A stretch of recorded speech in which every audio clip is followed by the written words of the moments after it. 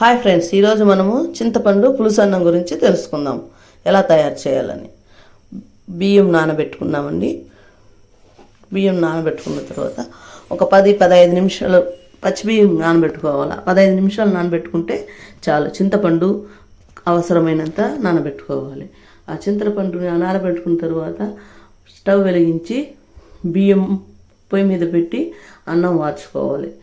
అన్నాన్ని అన్నానికి గంజి ఇది అవ్వకుండా కొద్దిగా క్రిస్పీగా ఉండేటప్పుడే వంచుకునేయాలి.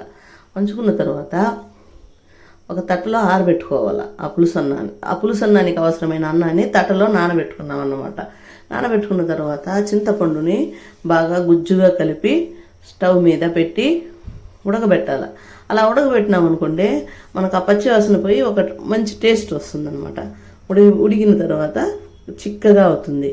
ఆ చిక్కగా అయిన దాన్ని తీసి అన్నం ఆరిన తర్వాత ఆ అన్నంలో పోసి కలిపేయాలి. ఆ అన్నంలో కలిపేసిన తర్వాత ఇంకొంచెం ఉప్పు వేసుకోవాలి. అన్నంలో కొంచెం ఉప్పు వేసినాం కదా, దీంట్లో కొద్దిగా ఉప్పు వేసుకోవాలి.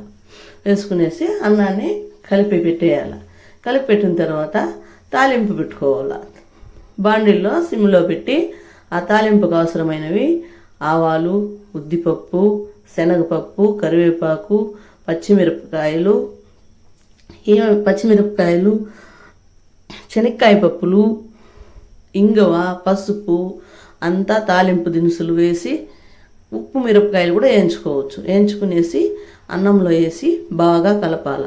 ఈ బాగా కలపడం వలన పిల్లలకి శనక్కాయ పప్పు వేస్తే భలే టేస్ట్ కదా, అదే పిల్లలు ఇష్టంగా తింటారు.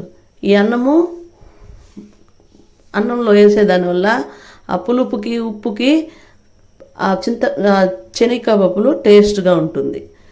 కలిపి అంతా వేసి కలిపి పెట్టుకోవాలన్నమాట. పెట్టుకున్నాక ఒక 1 hour 2 hour తర్వాత మనం తిన్నామనుకోండి, ఆ పులుసు అన్నాన్ని ఎంత బాగుంటుందో చెప్పలేము. మీరంతా కూడా తిని ఉంటారు, కానీ ఈ స్టైల్లో ఒకసారి ట్రై చేయండి.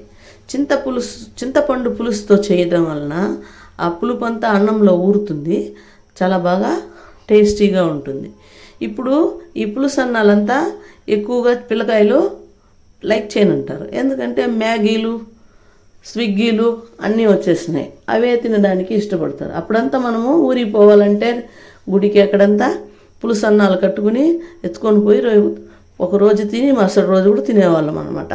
ఆ రుచి ఇప్పుడు పిల్లలకి తెలియదు, కాబట్టి వాళ్ళు ఆ అంగిట్లో అమ్మేవి తీసుకొని తినాలనిపిస్తుంది వాళ్ళకి. ఇలా శనక్కాయ పప్పులు కొద్దిగా ఎక్స్ట్రా వేసి జీలకర్ర కూడా వేసుకోవాలి, జీర్ణం అవుతుంది. ఇస్తే టేస్టీగా ఉంటుంది, బాగా తింటారు పిల్లోళ్ళు. ట్రై చేయండి. Thank you for watching channel.